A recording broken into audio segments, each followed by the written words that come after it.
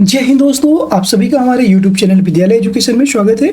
साथियों, आज हम पढ़ रहे हैं बीपीएससी की तरफ से पूछे जाने वाले प्रश्न और ये सभी प्रश्न आपके बीपीएससी टीआरई 4.0 और टीआरई 5.0 को ध्यान में रख करके क्लास करवाई जा रही है। यह क्लास आपके प्राथमिक विद्यालय, जूनियर यानी कि मध्य विद्यालय, माध्यमिक विद्यालय और उच्च माध्यमिक विद्यालय अध्यापक परीक्षा के लिए बहुत ही इंपॉर्टेंट होने वाली है। यानी कि क्लास 1 से लेकर के 1 to 12 तक ये क्लास बहुत ही महत्वपूर्ण है और इसमें सामान्य अध्ययन के महत्वपूर्ण प्रश्न करवाए जा रहे हैं, जो कि बुलेट सीरीज है। हमारी ये बुलेट सीरीज चलाई जा रही है। पॉइंट टू पॉइंट इसमें क्विक रिवीजन आपका करवाया जा रहा है और जितने भी प्रश्न करवाए जाएंगे ये सभी बीपीएससी के द्वारा पूछे गए, बीपीएससी टीआरई और बीपीएससी सीडीपीओ, बिहार पीसीएस, ये सभी प्रश्न आपको करवाए जा रहे हैं।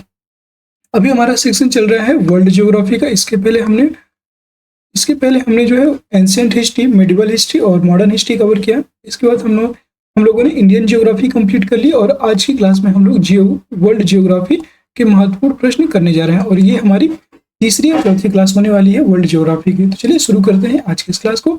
और आज हमारा ये 7वां चैप्टर है वर्ल्ड ज्योग्राफी का, अफवाह एवं नदियों के किनारे स्थित नगर से हम लोग शुरू करेंगे। चलिए शुरू करते हैं आज की इस क्लास को और सभी का स्वागत है क्लास में। प्रश्न आपका ताउपो झील स्थित है। ताउपो झील की बात करेंगे। यह स्थित है न्यूजीलैंड में। ताउपो झील न्यूजीलैंड में स्थित है और यह बिहार एग्रीकल्चर 2023 में पूछा गया। अगला प्रश्न है ऑस्ट्रेलिया की प्रमुख नदियां हैं। ऑस्ट्रेलिया की प्रमुख नदी हैं तो यह है मरे और डार्लिंग। मरे और डार्लिंग ऑस्ट्रेलिया की प्रमुख नदियां हैं। यह आपको बीपीएससी सीडीपीओ 2021 में पूछा गया है।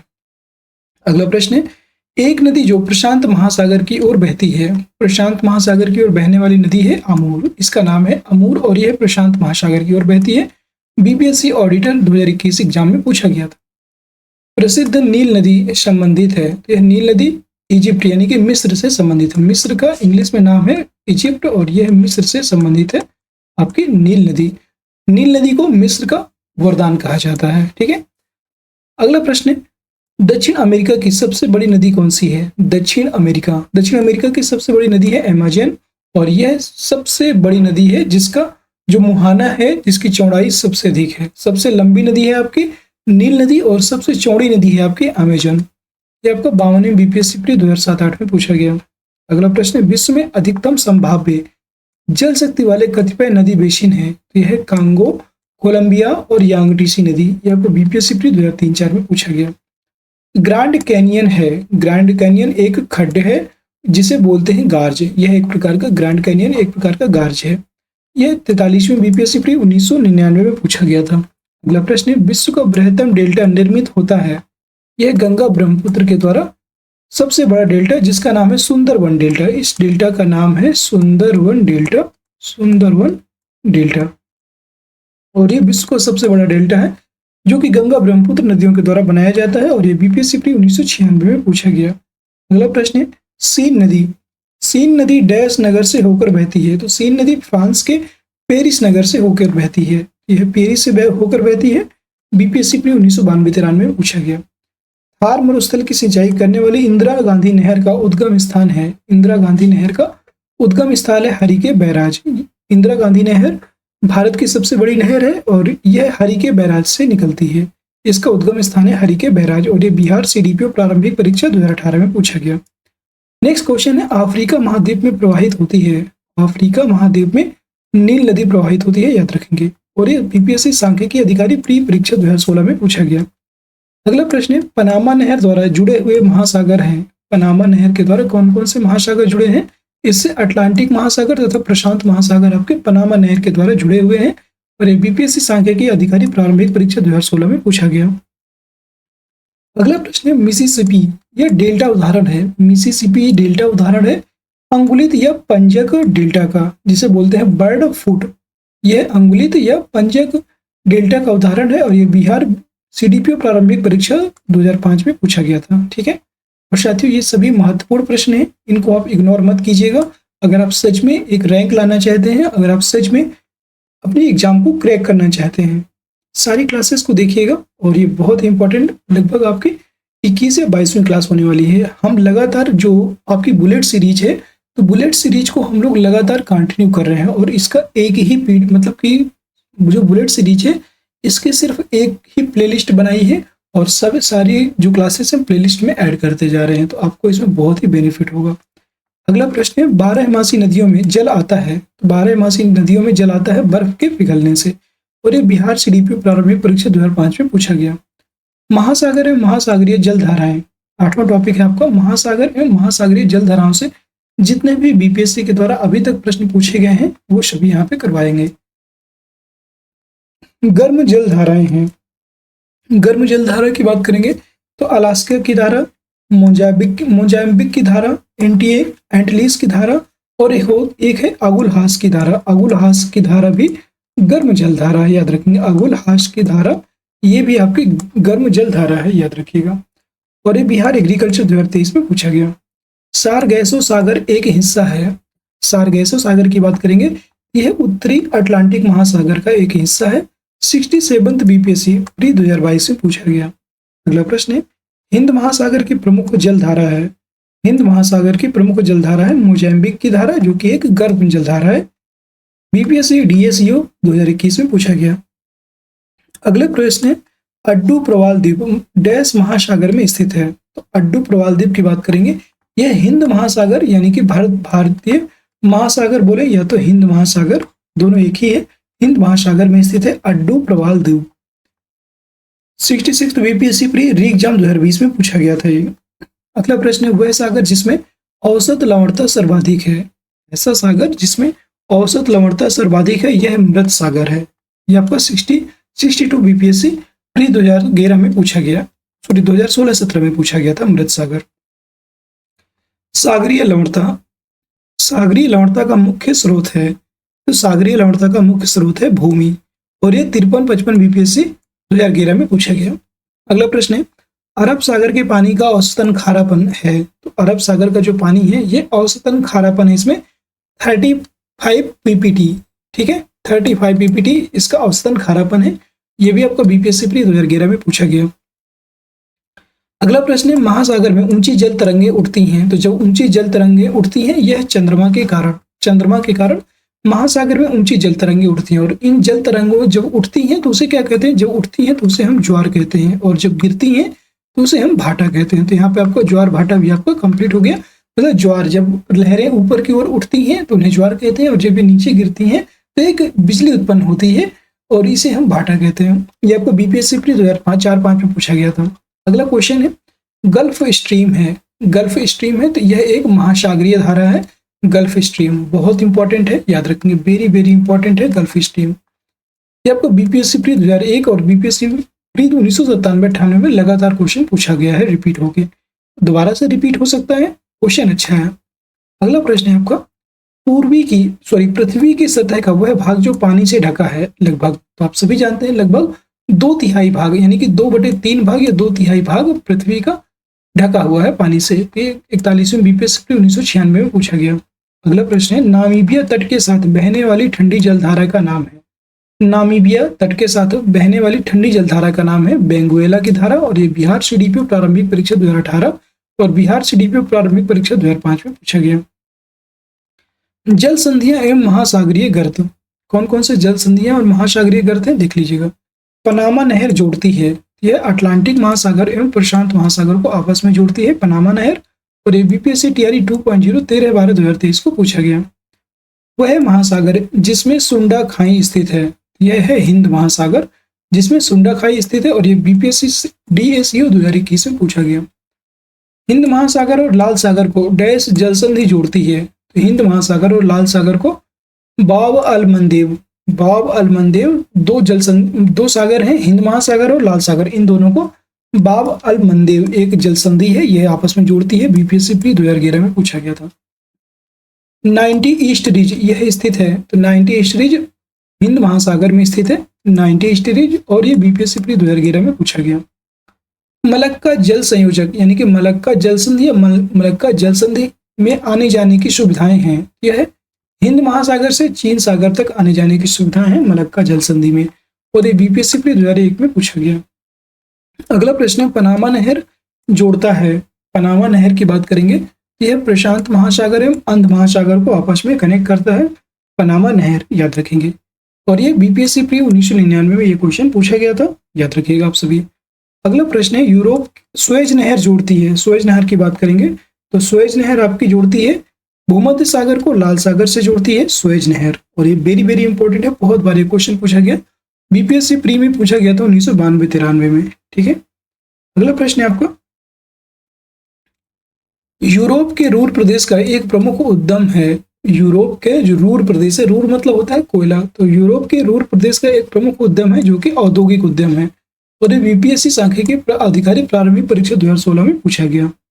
अगला क्वेश्चन है, अगला हम क्वेश्चन देखेंगे, आपका टॉपिक नंबर 10 है, मतलब 10वां चैप्टर है खाड़ी एवं द्वीप। अब हम पढ़ेंगे खाड़ी एवं द्वीप से पूछे गए प्रश्न। विश्व का दूसरा सबसे बड़ा द्वीप है, विश्व का दूसरा सबसे बड़े द्वीप की बात करेंगे तो यह है आपका न्यू गिनी द्वीप। न्यू गिनी द्वीप यह दूसरा सबसे बड़ा द्वीप है विश्व का। जावा द्वीप एवं सुमात्रा द्वीप के समांतर स्थित है, तो यह सुंडा ट्रेंच जो है यह जावा और सुमात्रा द्वीप के समानांतर स्थित है। ठीक है, अगला प्रश्न है, वह देश जहां सबसे अधिक संख्या में द्वीप हैं, ऐसा कौन सा देश है जहां पे सबसे अधिक द्वीप है? तो यह है आपका इंडोनेशिया। इंडोनेशिया की राजधानी क्या है?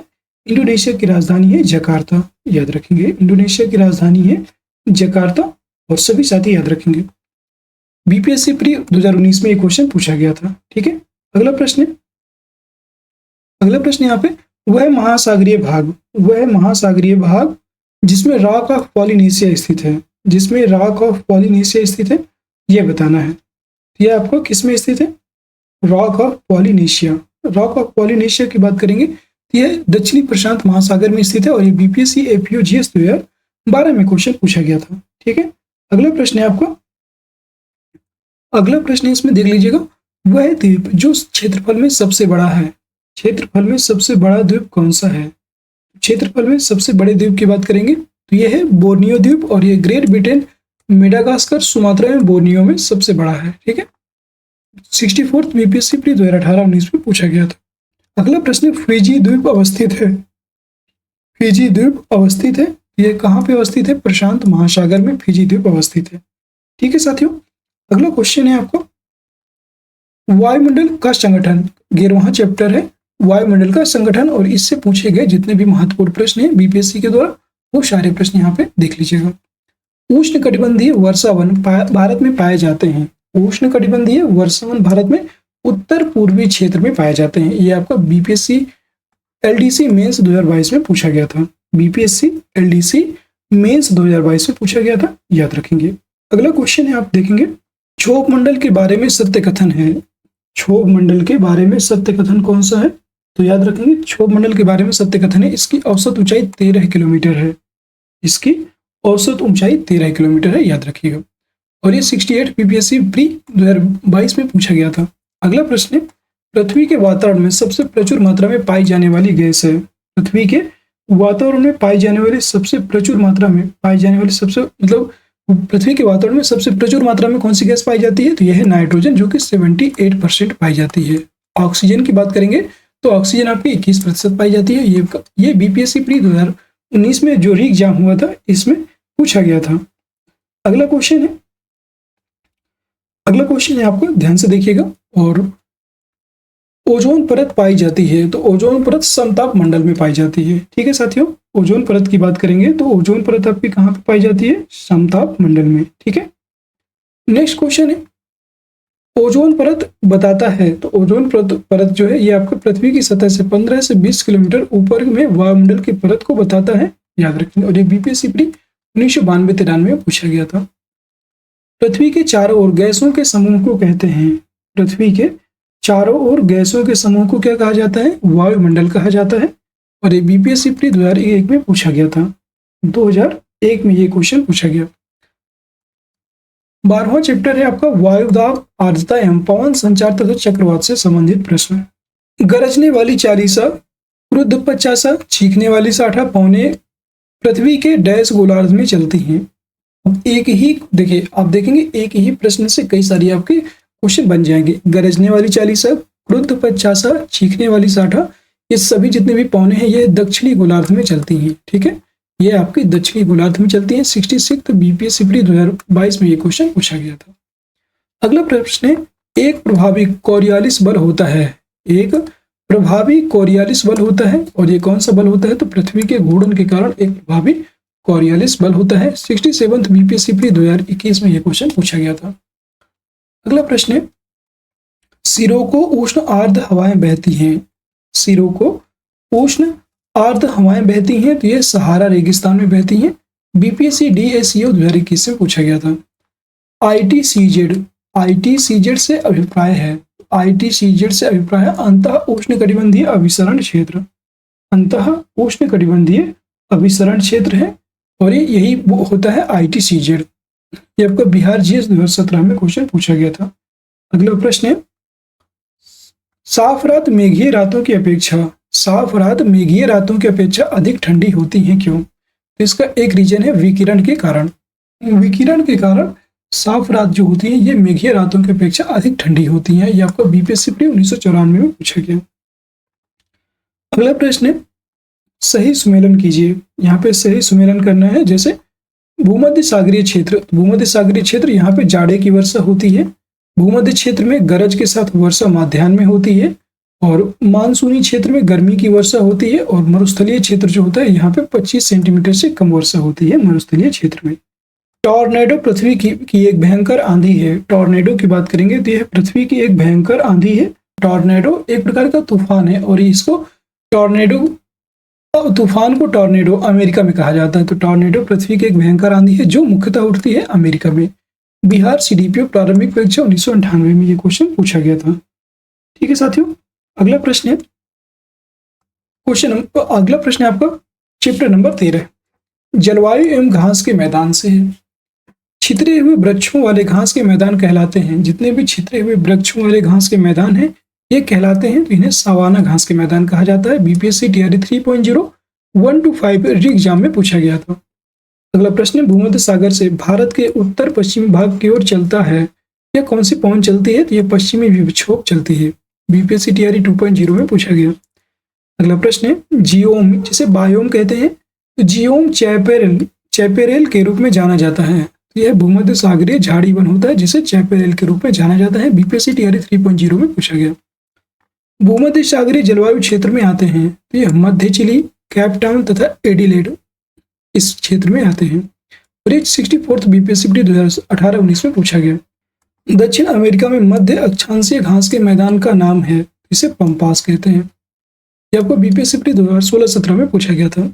अगला प्रश्न सही सुमेलन है, अत्यधिक गर्म, तो अत्यधिक गर्म क्या हो जाएगा? सहारा, सहारा जो रेगिस्तान है ये अत्यधिक गर्म होता है। ठीक है, फिर हम बात करेंगे अत्यधिक ठंडा की, तो अत्यधिक ठंडा है आपका अंटार्कटिका, अत्यधिक ठंडा अंटार्कटिका, अत्यधिक गर्म सहारा, अत्यधिक वर्षा वाला क्षेत्र चेरापूंजी मासिनराम मेघालय, अत्यधिक सूखा वाला जो क्षेत्र है चिली जो कि अटाकामा मरुस्थल के पास है। ठीक है, अगला प्रश्न है, ब्राजील के पठार के पास के मैदानों को कहते हैं, ब्राजील के पठार के पास के मैदानों को कहा जाता है, ये जो मैदान होते हैं इनको कहा जाता है कंपोज। ठीक है, इन्हें कहा जाता है कंपोज। और ये बिहार सीडीपीओ प्रारंभिक परीक्षा 2018 में क्वेश्चन पूछे गए थे। आज की क्लास में हमने लगभग 7 से लेकर के 13 तक हम लोगों ने कंप्लीट किया। ये आपका 14वां जो चैप्टर है ये हम कल की क्लास में अब कंप्लीट करेंगे। आज की क्लास में इतने ही, जितने मतलब क्लास जो है ना बहुत ज़्यादा ना तो बड़ी रखनी है ना तो छोटी, बहुत मिडिल क्लास के अंतर्गत आपके सारे चैप्टर कंप्लीट हो जाएंगे। और जियोग्राफी के बाद हम लोग पॉलिटी पे आ जाएंगे, तो पॉलिटी के प्रश्न भी जियोग्राफी के बाद कंप्लीट करेंगे। कैसी लगी साथियों क्लास? कमेंट सेक्शन के माध्यम से बताइएगा। और अगर क्लास पसंद आई है तो क्लास को सभी साथी लाइक कर दीजिए, शेयर कर दीजिए, और चैनल में नए हैं तो चैनल को सब्सक्राइब जरूर कर दीजिएगा। और साथियों अपने उन दोस्तों को भी शेयर कर दीजिएगा क्लास को जो बिहार पीसीएस की तैयारी कर रहे हैं, क्योंकि अगर वो ये क्लास करते हैं तो उनको जो बिहार पीसीएस में आने वाले प्रीवियस ईयर क्वेश्चन है वो उनके रिपीट हो जाएंगे और कम समय में ज़्यादा से ज़्यादा वो क्वेश्चन को कवर कर लेंगे। तो एक उनके लिए ये प्लस पॉइंट होगा। तो आप सभी लोग इतना काम जरूर कीजिएगा कि उनको शेयर जरूर कर दीजिएगा ये क्लास। ठीक है, और क्लास अगर पसंद आई हो तो क्लास को लाइक कर दीजिएगा, शेयर कर दीजिएगा। क्लास के बीच में कोई भी बातचीत नहीं होती, इसीलिए ताकि आप लोगों का जो डिस्टर्बेंस ना हो और जो पढ़ने का एक तरीका होता है ना वो कंटिन्यूटी बनी रहे, यही हम चाहते हैं। और सभी साथियों से अनुरोध है कि क्लास को जरूर लाइक कर दीजिएगा, शेयर कर दीजिएगा। फिर मिलते हैं किसी नेक्स्ट क्लास के साथ, तब तक के लिए जय हिंद, जय भारत। आप सभी का दिन शुभ।